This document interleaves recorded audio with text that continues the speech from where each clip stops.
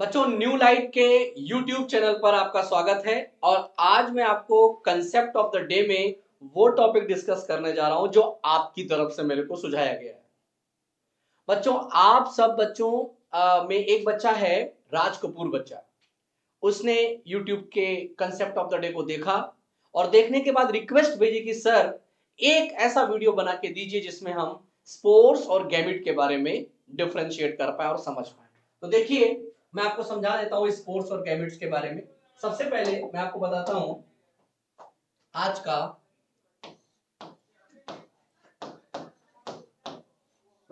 Concept of the day.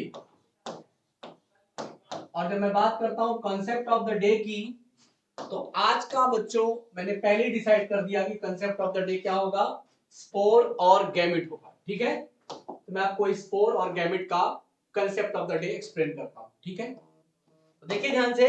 सबसे पहले मैं आपको समझाता हूं क्या।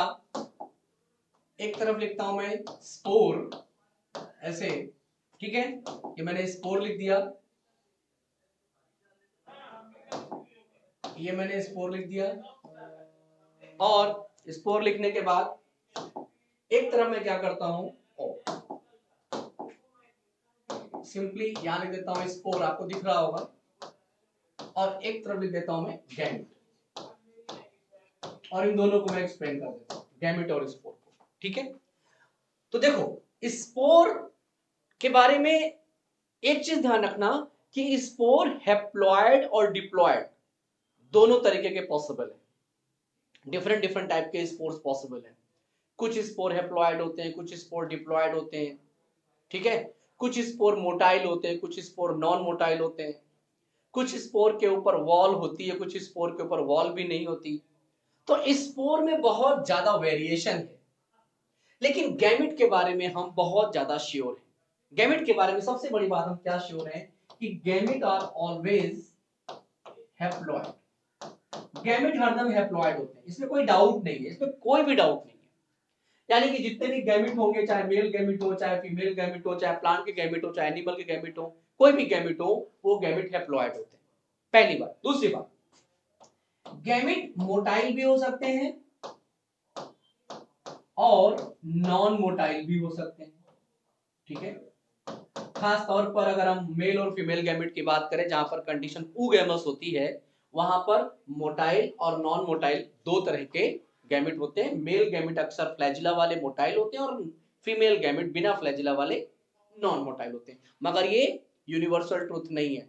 जहां कंडीशन आइसोगैमस होती है, वहां पर दोनों गैमेट नॉन मोटाइल हो सकते हैं या दोनों गैमेट मोटाइल हो सकते हैं। ठीक है, तो ये तो गैमेट के बारे में बहुत ही ब्रीफ में इंफॉर्मेशन है। एक इंफॉर्मेशन और बता करके मैं गैमेट के बाद स्पोर्ट्स आता हूं डिटेल में। वो इंफॉर्मेशन ये है कि बच्चों ये मत सोचना कि गैमेट आगे चल के गैमेटोफाइट बनाएगा। नो, गैमेट आगे चल के फ्यूजन के बाद, फर्टिलाइजेशन के बाद जाइगोट ही बनाएगा। वो कभी गैमेटोफाइट नहीं बनाएगा। मतलब गैमेट या तो सीधे स्पोरोफिटिक बॉडी से बनते हैं, या फिर गैमेट पहले गैमेटोफाइट बनता है और फिर गैमेटोफाइट में गैमेट बनते हैं। तो इन द वेरी शॉर्ट हम ये कह सकते हैं कि गैमेट का फॉर्मेशन गैमेटोफाइट से होता है। तो गैमेटोफाइट से बनते हैं क्या, गैमेट्स। ये ध्यान रखिएगा, ये बहुत सिंपल सी बात मैंने बताई। ठीक है, एक एग्जांपल दे देता हूं। जैसे pollen grain is a gametophyte, pollen grain is a gametophyte. और पॉलन ग्रेन में जब पॉलन ट्यूब बनती है और उसके अंदर दो मेल गैमेट होते हैं, तो वो दोनों क्या होते हैं, मेल गैमेट होते हैं। तो पॉलन ग्रेन के अंदर मेल गैमेट बना, तो पॉलन ग्रेन क्या हुआ, मेल गैमेटोफाइट, उसके अंदर मेल गैमेट गैमेट हो गए। एक और एग्जांपल ले लेते हैं। Embryo sac is a female gametophyte और उसके अंदर जो एग सेल है वो क्या है, फीमेल गैमेट है। तो गैमेटोफाइट से गैमेट बनता है, इसमें कोई डाउट नहीं। Gamete point is very clear for you. अब हम थोड़ा सा आपको बताते हैं स्पोर्ट्स के बारे में। देखो स्पोर्ट्स की जो स्टोरी है बहुत पुरानी है। हाँ, अगर प्रोकैरियोट से स्टार्ट करें तो प्रोकैरियोट्स में भी स्पोर्ट्स होते हैं। एंडोस्पोर्स, एक्सोस्पोर्स, एप्लाइनोस्पोर, हैप्नोस्पोर, जू स्पोर्स, है ना। न जाने कितने प्रकार के स्पोर्ट्स होते हैं। स्पोर्ट्स के ऊपर वॉल भी होती है, किसी में वॉल नहीं होती है। तो स्पोर्ट का इन वेरी शॉर्ट हम ये कह सकते हैं कि मोस्टली हैप्लॉइड। कैसे होते हैं, मोस्टली हैप्लॉइड। ज्यादातर स्पोर्स हैप्लॉइड होते हैं, पहली बात। एंड बहुत रेयर होता है जब स्पोर्स डिप्लॉयड हो, लेकिन डिप्लॉयड भी स्पोर्स हो सकते हैं, ठीक है, स्पोर्स का डिप्लॉयड भी स्पोर्स पाए जाते हैं कुछ कुछ प्लांट्स में। एक बात। दूसरी बात, तो आप मोस्टली प्रेफर करिएगा। दूसरी चीज, जब स्पोर बनता है तो स्पोर अगर एक डिप्लॉयड स्ट्रक्चर पे बन रहा है, अगर स्पोर एक डिप्लॉयड स्ट्रक्चर पे बन रहा है तो स्पोर बनाने के लिए मियोसिस करना पड़ेगा। और अगर स्पोर किसी गैमेटोफिटिक हैप्लॉयड स्ट्रक्चर पे बन रहा है तो वो बिना मियोसिस के बनेगा। माने स्पोर बनाने के लिए अगर बॉडी 2n है तो स्पोर बनाने के लिए क्या करना पड़ेगा, मियोसिस करना पड़ेगा, और मियोसिस के बाद क्या बनेगा, स्पोर बनेगा। लेकिन अगर बॉडी पहले से ही हैप्लॉयड है तो उसको मियोसिस नहीं करना पड़ेगा, उसको क्या करना पड़ेगा, माइटोसिस करना पड़ेगा। माइटोसिस करके क्या बन जाएंगे, स्पोर बन जाएंगे। तो स्पोर माइटोसिस से भी बनते हैं, मियोसिस से भी बनते हैं। स्पोर माइटोसिस से भी बनते हैं, मियोसिस से भी बनते हैं, लेकिन ये बॉडी पर डिपेंड करता है। अगर बॉडी डिप्लॉयड है तो मियोसिस करना पड़ेगा तब स्पोर बनेगा। जैसे कैप्सूल, आपको पता होगा फूड सीटा कैप्सूल। अब कैप्सूल क्या होता है, कैप्सूल डिप्लॉयड होता है, तो कैप्सूल के अंदर जो स्पोर मदर सेल है वो मियोसिस करती है और फिर क्या बनाती है, स्पोर्स बनाती है। तो यहाँ पर स्पोर कैसे बना, यहाँ पर स्पोर मियोसिस से बना।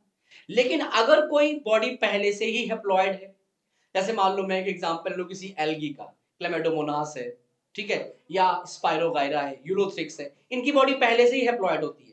अब अगर इनको स्पोर बनाना है तो इनको मियोसिस नहीं करनी पड़ेगी, ये बिना मियोसिस के सिंपल माइटोसिस प्रोसेस से ये अपने अंदर क्या करेंगे, स्पोर का फॉर्मेशन कर देंगे। तो स्पोर बनाने के लिए माइटोसिस भी हो सकता है आंसर, मियोसिस भी हो सकता है। ये डिपेंड करता है कि कौन सी बॉडी में स्पोर बन रहे हैं, शरीर कैसा है ऑर्गेनिज्म का।